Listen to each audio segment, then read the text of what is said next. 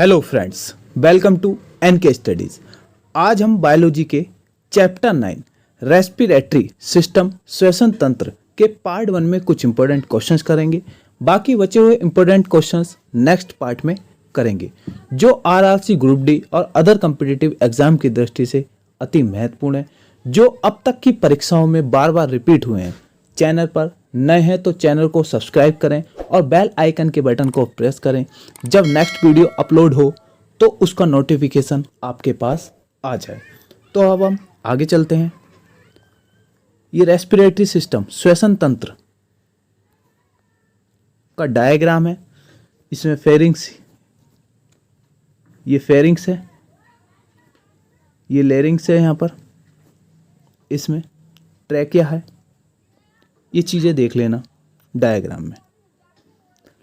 Question number 1 कह रहा है, फुफ्फुसीय पल्मोनरी श्वसन के लिए निम्न में से कौन सा कथन सत्य है। तो निम्न में से कौन सा कथन सत्य है यह बताना है। फेफड़ों और रक्त एल्वियोली के बीच गैसों का आदान प्रदान, ये बात सही है। पहला ऑप्शन ही इसका करेक्ट है, ऑप्शन ए। क्वेश्चन नंबर 2 क्या कह रहा है, एल्वियोली में ऑक्सीजन के आंशिक दबाव के लिए निम्नलिखित में से कौन सा सही है। जो एल्वियोली होती हैं उसमें ऑक्सीजन के आंशिक दबाव के लिए कौन सा सही है इसमें से। तो रक्त से ज्यादा। तो क्या होता, दबाव क्या होता, रक्त से ज्यादा होता एल्वियोली में, ऑप्शन सी। क्वेश्चन नंबर 3, धूम्रपान के कारण होने वाला एक पुराना दीर्घकालीन विकार निम्नलिखित में से कौन सा है। तो दीर्घकालीन विकार निम्नलिखित में से कौन सा है, एम्फीसाइमा। कौन सा है, एम्फीसाइमा। ये एक प्रकार का रोग है, एम्फीसाइमा। बी ऑप्शन करेक्ट हो जाएगा। एम्फीसाइमा फेफड़ों की स्थिति है जो सांस की तकलीफ का कारण बनती है। सांस में क्या होने लगती है, इसके कारण, इस रोग के कारण तकलीफ होने लगती है, सांस में रुकावट आने लगती है। निम्नलिखित में से कौन सा अंग केवल ऑक्सीजन का रक्त प्राप्त करता है। जो ऑक्सीजन का रक्त होता है वो प्राप्त करता है, कौन सा, डी ऑप्शन, पिलिया। कौन सा अंग करता है, पिलिया करता है। क्वेश्चन नंबर 5 क्या है, एल्वियोली में गैसीय विनिमय एक प्रकार का है। किस प्रकार का होता है गैसीय विनिमय जो होता है, साधारण विसरण। कौन सा होता है, साधारण विसरण होता है, ऑप्शन ए करेक्ट हो जाएगा इसमें। पानी के अणुओं और विलय के बीच हाइड्रोजन बंध बनाने की क्रिया द्वारा सरल विसरण किया जाता है। यह एक्सप्लेनेशन है इसकी। उच्च ऊंचाई पर रहने वाले व्यक्ति के रक्त में मौजूद आरबीसी किस प्रकार की होती है। आकार में कमी होती है उनकी आरबीसी में, आकार में वृद्धि होती है, संख्या में कमी होती है या संख्या में वृद्धि होती है। तो इसका ऑप्शन हो जाएगा डी करेक्ट हो जाएगा। क्या हो जाती है, संख्या में वृद्धि हो जाती है।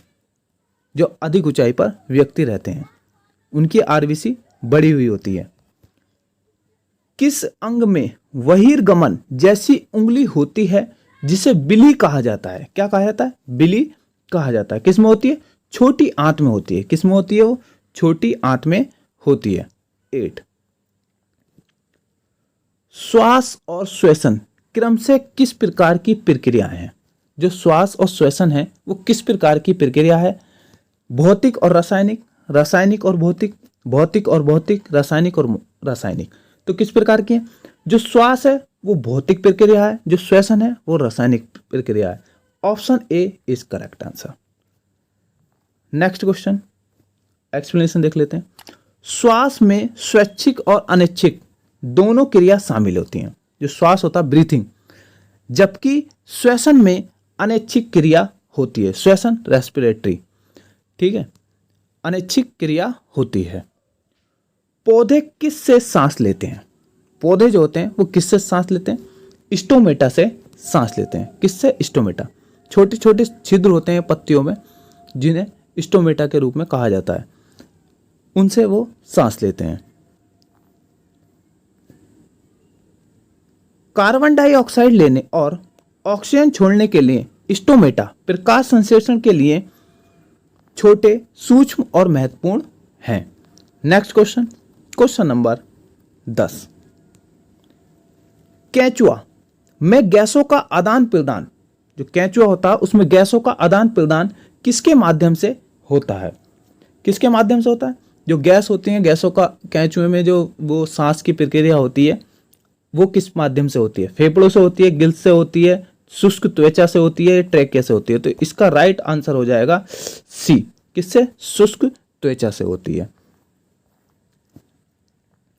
केंचुए के पास विशेष श्वसन अंग नहीं होते हैं, यह ऑक्सीजन लेते हैं और कार्बन डाइऑक्साइड को सीधे अपनी त्वचा के माध्यम से बाहर निकालते हैं।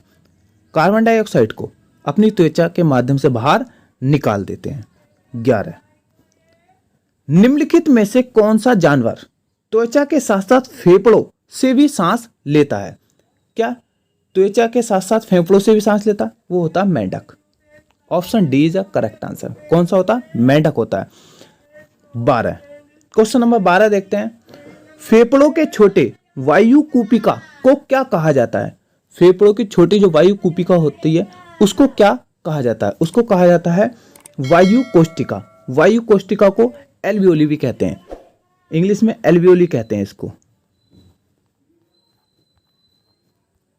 क्या? एल्वियोली कहा जाता है।